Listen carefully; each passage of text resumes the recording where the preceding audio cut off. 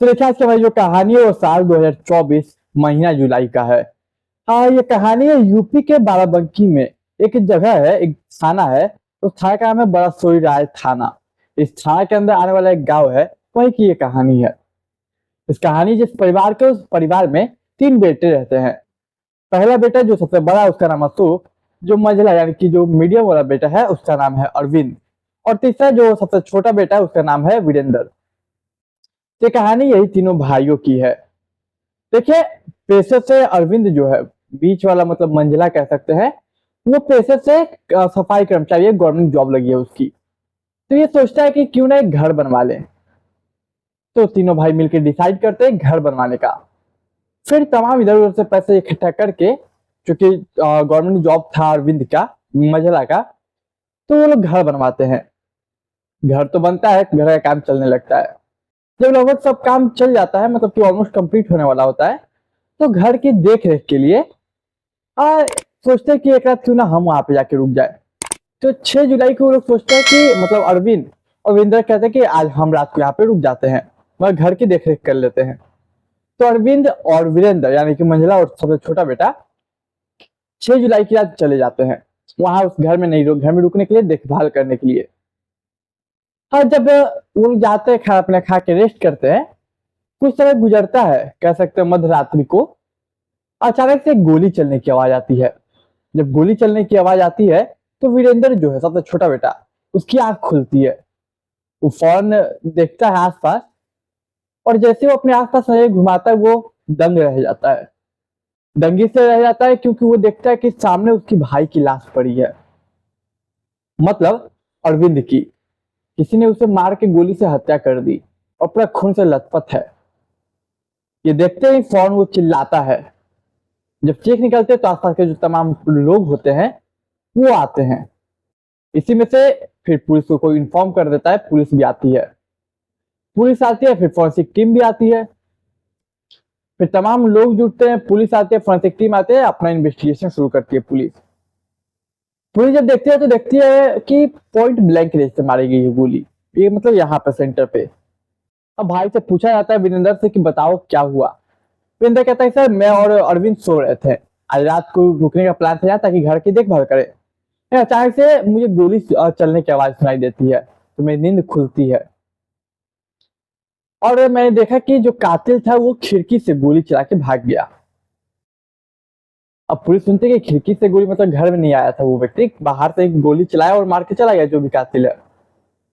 अब बाकी जो फोरेंसिक टीम थी वो अपनी मतलब फिंगरप्रिंट वगैरह लेने की कोशिश करती है, खिड़की से तमाम घर की उस रूम की तलाशी लेती है, और पुलिस अपना बॉडी को उनके हवाले करके आगे की इन्वेस्टिगेशन शुरू करती है।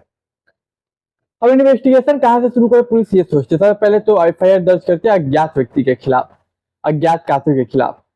इसके बाद पुलिस सबसे पहले पता करती है कि इस परिवार की किसी के साथ दुश्मनी रही क्या। तो इसके लिए परिवार से पूछताछ की जाती है, पड़ोसियों से पूछताछ की जाती है, और तमाम जो कलीग्स थे उनके ऑफिस के, सबसे पूछताछ की जाती है। सबसे पूछताछ करने के बाद एक सवाल का जवाब आता है कि नहीं, इनकी किसी भी के साथ ऐसी दुश्मनी नहीं थी कि कोई किसी की जान ले ले। यहाँ तक कि अरविंद सफाई कर्मचारी जो था, जो मर गया, उसके कलीग्स ऑफिस के जो थे उनसे भी पूछताछ की जाती है कि अरविंद की किसी से लड़ाई हुई है क्या। कहता है कि नहीं, ये तो बहुत शांत स्वभाव का आदमी है, किसी से किसकी मतलब लड़ाई हुई ही नहीं।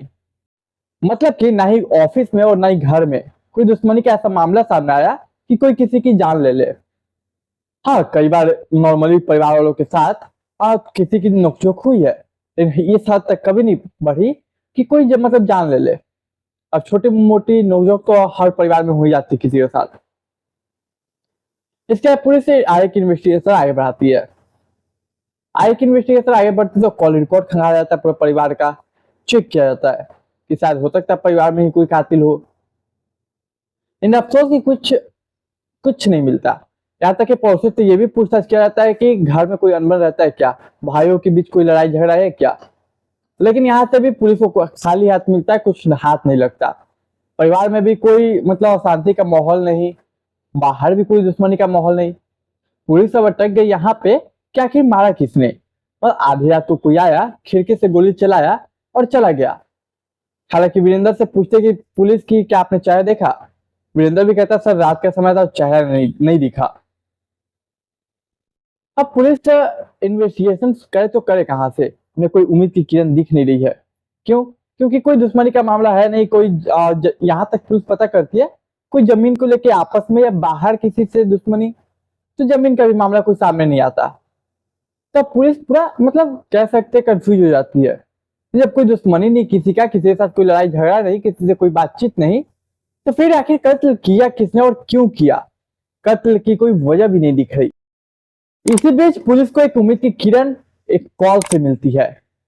पुलिस का कॉल आता है, वहां पे जो फोरेंसिक टीम गई थी जो कि इन्वेस्टिगेट की, फोरेंसिक टीम के हेड जो थे उन्होंने कॉल किया पुलिस को। ऐसा एक दिन एक चीज मैं बहुत दिनों से सोच रहा हूँ और सोचा कि आपको बताना जरूरी है, सर आपको केस सॉल्व करने में कुछ मदद मिल जाए। पुलिस पूछती है बताइए। वो बताया सर कि हमने जब वहां पे इन्वेस्टिगेशन किया, वहां पे रूम की तलाशी ली, फिंगरप्रिंट मिल जाए, खिड़की की एंगल को देखा, तो एक चीज नोटिस किया कि बॉडी को पोस्टमार्टम करने के बाद कि जो शख्स मरा है अरविंद, उसके जो गोली लगी है वो यहाँ लगी है, और खिड़की से किसी भी एंगल से हम मारे मतलब हाथ घुसाकर, तो गोली या तो साइड में लगेगी या तो ऊपर नीचे, मतलब पॉइंट ब्लैंक रेंज से मारा जाए तो यहाँ पे लगने का कोई सवाल पैदा ही नहीं होता, या तो यहाँ यहाँ यहाँ यहाँ मतलब साइड में या ऊपर नीचे लगेगा, एकदम बीच में सेंटर पे नहीं लग सकता, वो भी खिड़की से। मतलब जो भी कातिल है वो घर के अंदर घुसा था और पास से मारा है गोली, किसी ने खिड़की से नहीं मारी है। अब पुलिस के लिए ये भी सोचने वाली बात कि वीरेंद्र कहता है कि खिड़की से मारा है। इसके बाद क्योंकि फोरेंसिक टीम ये भी बताती है कि कितना भी कोशिश कर लीजिए, कितने भी एंगल को आप चेंज कर लीजिए डायरेक्शन, और खिड़की से मारते हैं तो वहां पे लग ही नहीं सकता गोली जहां पे लगा है, ये इम्पॉसिबल है। ये तभी मुमकिन है जब कोई सामने से मारे, और सामने से मारने के लिए घर के अंदर जाना होगा। अब पुलिस को ये सुनते ही पुलिस का पहला सस्पेक्ट जो होता है वो वीरेंद्र होता है। लेकिन पुलिस की समस्या कि एक भाई जो मरा है दूसरे भाई को अरेस्ट करेंगे तो घर वाले बवाल करेंगे, गांव वाले भी बवाल करेंगे, उल्टा उन्हीं पे आरोप लगाए कि कातिल नहीं पकड़ा जा रहा है तो आप इसी को अरेस्ट कर रहे हैं। इसके बाद फोरेंसिक टीम से बात हो जाती है तो कहते हैं छुट्टियां बताने के लिए आप पहले बता देते, सर हमारी पहले मदद होती। इसके बाद फौरन वीरेंद्र को उठाया जाता है, पुलिस उठाते घर वालों को बोल के, तो घर वाले बोलते हैं सर आप ये गलत कर रहे हैं, आप मेरे ही बेटे पे शक कर रहे वीरेंद्र पे, वो अपने भाई अरविंद की जान क्यों लेगा? पुलिस बोलते हैं देखिए आप चाहते हैं कातिल पकड़ा जाए तो हमें इन्वेस्टिगेशन करने दीजिए, हम ये नहीं कह रहे कि वीरेंद्र ने मारा, हमें ये लग रहा है कि कुछ पता है इसे ये बता नहीं रहा है। अब जो तमाम लोग थे वहां पे और चाहे पड़ोसी हो चाहे परिवार, बोलते ठीक है आप इन्वेस्टिगेशन कीजिए आगे। फिर पुलिस पूछताछ करती है वीरेंद्र से कि बताओ एग्जैक्टली हुआ क्या। फिर उसने कहा कि सर खिड़की से कोई मार के भाग गया। फिर फोरेंसिक टीम को बुलाकर जो हेड थे उनसे ये बात बुलवाई गई, उन्हें मतलब बताया गया कि देखो ये फोरेंसिक एक्सपर्ट, उनका कहना है कि गोली कैसे भी चलाई जाए, खिड़की से चलाई गई है बंदूक गन, तो वो गोली यहाँ पे लग ही नहीं सकती, ऊपर नीचे दाएं बाएं लगेगी, एकदम सेंटर पे लग ही नहीं सकती पॉइंट ब्लैंक रेंज से। और या तो मैं गलत हूं या तो फोरेंसिक टीम गलत है, पूरा केस गलत है, या फिर तुम गलत हो, लेकिन टीम और हर मतलब हम लोग का सस्पेक्ट या फिर फोरेंसिक की जो थ्योरी है जो कॉन्सेप्ट है वो गलत हो ही नहीं सकता, तुम शांति से बताओ या फिर हम अपना तरीका आजमाए। फिर अंदर और थोड़ा एंगल चेंज करता है, कहानी बदलने की कोशिश करता है, लेकिन पुलिस इसे भाप लेती है और फिर पुलिस अपने पुलिसिया अंदाज में पूछताछ करती है, और तब जाके वीरेंद्र अपना मुंह खोलता है और पूरी कहानी बकता है।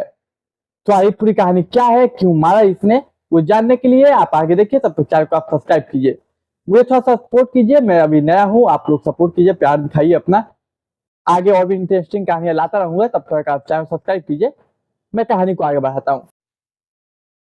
तो देखिए ये कहता है, वीरेंद्र बताता है, सबसे पहले वीरेंद्र कहता है कि देखिए सर मैं प्रॉपर्टी डीलर हूँ, मतलब प्रॉपर्टी डीलिंग का काम करता हूँ, पैसा इधर उधर करता हूँ, तो इसी बीच कई बार हुआ क्या कि मेरा नुकसान हुआ, उस नुकसान को चुकाने के लिए मैंने कई कर्जदारों से कर्ज लिया, लेकिन मेरे पास पैसे नहीं थे कि मैं कर्ज चुका पाऊं। तो मेरा भाई जो है अशोक बड़ा भाई और मीडिया वाला भाई मतलब मझला भाई अरविंद, वो दोनों ने मेरी मदद की मेरे कर्ज चुकाने में, लेकिन जो अरविंद था उसने थोड़ी ज्यादा मदद की थी, और मदद तो कर दी, कर तो चुका, क्योंकि जितने भी कर्जदार थे वो हमेशा घर पे आके टोकते थे और अरविंद को ये बात पसंद नहीं थी कि घर पे आके इज्जत का कवाड़ निकले। इसलिए अरविंद ने मेरी मदद की मेरे कर्ज चुकाने में। लेकिन इसके बाद अरविंद का जो मेरे तरफ रुख रहा वो बदल गया। जब भी कोई बात होती तो वो फोन बोलता, मतलब गुस्सा हो जाता, थोड़ा नाराजगी से बोलता कि एक तो तुम्हारे चक्कर में तुमने कर्ज लिया, मैंने भरा, और तुम ऐसे कर रहे हो, ये करो वो करो। तो कई बार लेके छोटी मोटी घिसपिट हुई। अब देखिए वीरेंद्र ये भी बताता है कि अरविंद की जो बीवी है, मेरा उसके साथ अफेयर है। मतलब कि वीरेंद्र के अपने भाभी के साथ अफेयर था, अरविंद जो मरा उसके पत्नी के साथ संबंध में था। जब भी मतलब वो घर पे रहता, जब भी अरविंद बाहर रहता जॉब पे, क्योंकि सफाई कर्मचारी था, तो ये एक तरह से बीवी की तरफ से रखता। अब देखिए तीसरी बात, और बताता है वीरेंद्र की अरविंद की बीवी ने एक बार ऐसे ही बताया था मुझे कि मेरे जो पति अरविंद है वो लगभग 4 बीमारी करा के रखे, 4 जीवन बीमा, जिसके बाद उनका मर जाता है तो लगभग 50 लाख रुपए की रकम वो मिलेगी परिवार को। अब देखिए इसके बाद इधर जो हर बार ताना मारता कि तुमने कर्ज लिया, मैंने चुकाया, हर छोटे छोटे बात पे कहा सुनी हो जाए, इस बात को लेकर भी गुस्सा था वीरेंद्र के मन में। और ये सब तमाम फैक्टर थे जिसके बेसिस पे वीरेंद्र ने कत्ल किया। पहला कि छोटा मोटा जो था नोकझोंक हो रहा था कि मतलब चुका तो दिया एक बार, अब बार बार लेकिन बोला कि मैंने चुकाया, तुम्हें चुकाना चाहिए था। दूसरा उसकी बीवी के साथ था अफेयर, तो फायदा कि अगर वो मर जाता है तो उसकी बीवी को से मैं शादी कर लूंगा। समाज भी बोला कि मतलब एक छोटे भाई ने अपने भाई का घर बचा लिया, मैं उसकी बीवी का। तीसरा कि अगर अरविंद मर जाता है तो 50 लाख रुपए जो होंगे वो मेरे होंगे, उसकी बीवी को मिलेंगे, बीवी यानी मैं। तो तीन फायदे, पहला कि नोकझोंक से जो हो रहा छोटा वो खत्म होगा, दूसरा कि बीवी मेरी, उसकी बीवी मेरी बीवी हो जाएगी, और तीसरा 50 लाख रुपए ताकि जो कर्ज बचे हैं उसे भी मैं चुका दूं। और यहाँ से कत्ल की कहानी बुनी जाती है। और फिर 6 जुलाई 2024 तारीख आती है। वीरेंद्र कहता है चल भाई अरविंद, आज हम लोग दोनों चलते हैं, घर की रक्षा करेंगे, सेफ्टी के साथ वहीं पे रहेंगे। अरविंद भी चले, इस बात से अनजान कि वो शायद उसकी जीवन की आखिरी रात है। जाता है 6 जुलाई की कुछ रात होती है, फिर वीरेंद्र अपने भाई को गोली से मार देता है, पॉइंट ब्लैंक रेंज से। इसके बाद वो बंदूक फौरन जल्दी फेंक देता है बाहर जाके, और फिर आवाज देता है गांव वालों को, और फिर गांव वाले जुटते हैं, पुलिस आती है, और इस तरह से वो कहानी बुनता है कि कोई खिड़की से गोली मार के चला गया। इस तरीके से पूरी कहानी निकल के सामने आती है। अब आप बताइए कि आपकी इस कहानी पे क्या राय है। आप अपनी कहानी पे राय देख के जरूर जाइएगा, और कहानी पे राय देके जाइए, मुझे सब्सक्राइब कीजिए, सपोर्ट कीजिए। तो आज के लिए कहानी यही थी, उम्मीद करता हूँ आपको कहानी पसंद आई होगी। कहानी पसंद आई तो चैनल को सब्सक्राइब, वीडियो को लाइक, दोस्त रिश्तेदार के साथ शेयर कीजिए। मैं मिलूंगा एक नई कहानी में, तब तक के लिए मुझे दीजिए इजाजत।